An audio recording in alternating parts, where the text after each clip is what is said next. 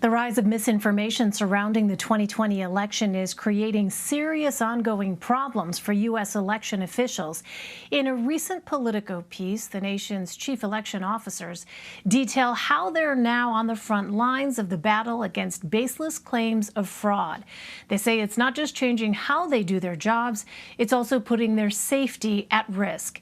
Zach Montellaro wrote that article and joins me now. He covers voting rights and state politics for Politico. Zach, welcome. Thanks very much for being with us. You are just back from Iowa, where you covered this annual gathering of the nation's secretaries of state. What kinds of heightened security threats are these election officials facing, and how are they protecting themselves? Yeah, thanks for having me. So by and large, election of professionals in this country, both at the top level, the Secretary of State, and down to even sometimes local county clerks and volunteers, receiving death threats or receiving threats of violence have become almost a regular part of their job. That is obviously concerning for a lot of different reasons, but the secretaries who I spoke to over the weekend, even outside of even the most high-profile states, say, they've increased personal security, be it regular contact with local law enforcement, or it's retrofitting their house with security cameras and things like that. It is just being more aware of when they travel. And it's working with the federal government, working with the FBI. The FBI just recently launched a task force trying to challenge, I guess, trying to cut back on these violent threats against secretaries. So it's all these things that really election officials who in the past were kind of wonky bureaucrats you didn't know, now are very thrust into the limelight and is dealing with almost daily threats, basically. Well, restoring trust in the election process has essentially become these officials' new jobs. Zach, how are they navigating that? Yeah, one of the big things that's changed for them is that they're not those wonky bureaucrats anymore. They have to go out and talk to the public.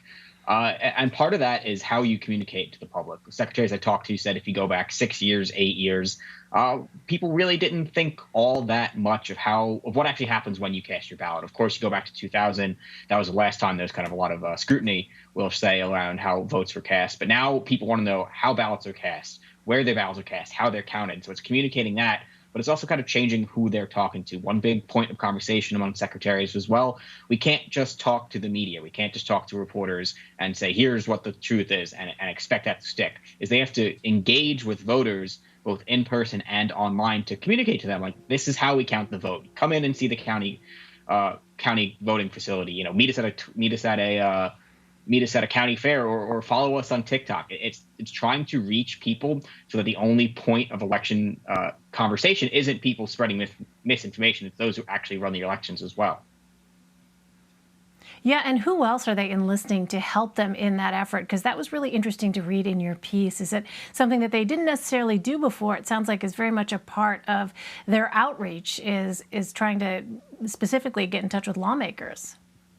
Yeah, it's getting in touch with state legislatures. One secretary I spoke to said, these state legislatures, state lawmakers are really the boots on the ground. They can be the ones spreading the misinformation, or if you get to them and if you educate the state lawmakers, they can be the ones talking to their own constituents and sharing what they know about the election. So it's educating state lawmakers. It's working with community groups, be it a church or an organization like the NAACP in their state, saying, okay, your communities will be targeted by misinformation. Here's how you fight that back from the members. For secretaries, the big thing is really finding trusted sources of information within communities and getting those people to give the information. That they alone can't be the ones to tell voters this is how it happens. They need to hear it from people they already know, people they already have established relationships with, be it their local elected officials, be it their pastor, be it their civic group leader. That's who really needs to get this message out. Well, in your piece, you mentioned how some secretaries of state say their shift to become more public-facing really started during the 2016 election. Tell us more about that. What happened? Yeah, so if you think back to the 2016 election, it feels like a lifetime ago, but it was only 5-ish years.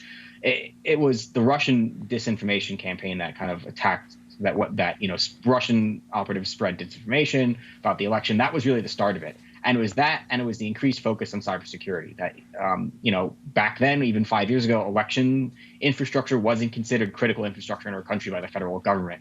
There wasn't a lot of coordination. There wasn't a lot of resources given to election officials to help protect their systems. We saw in 2016 that changed a lot. That We saw a concerted effort from a foreign power to try to, spread disinformation about the election that these officials have to rise to match. And we also saw, attempts to hack and infiltrate the system. And that's kind of what changed since then in these 5 years, is that there's been a more concerted effort, with the federal government. There's been a more concerted effort among the secretaries to share resources, share best practices, and things like that.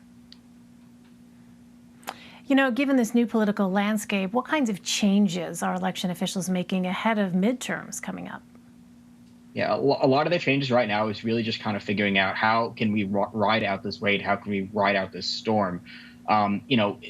It feels to us that maybe we have moved past the 2020 election, right? But there is a lot of people who haven't, and these election officials are still facing these threats. So they're still navigating with that threat. And they're now trying to figure out how can we communicate to the public. God willing, the 2020 election will not be held in the middle of a pandemic. So hopefully that will be one less challenge they have to face. But it's getting these election officials starting now. They're now the ones going out, going to their county fairs, talking to their local news stations, talking to anybody they can now, trying to lay the groundwork now that can, bolster, the information campaigns around the 2022 election. That work that has to be done now, because you can't just start this a month before the election and expect everyone to buy into it. You need to start it now, and that's what they're really doing. It's so sobering, really, to hear about these stories and to think about the extent to which officials are thinking about this differently now, a sign of the political times. Zach Montellaro for us. Zach, thank you very much. Thank you for having me.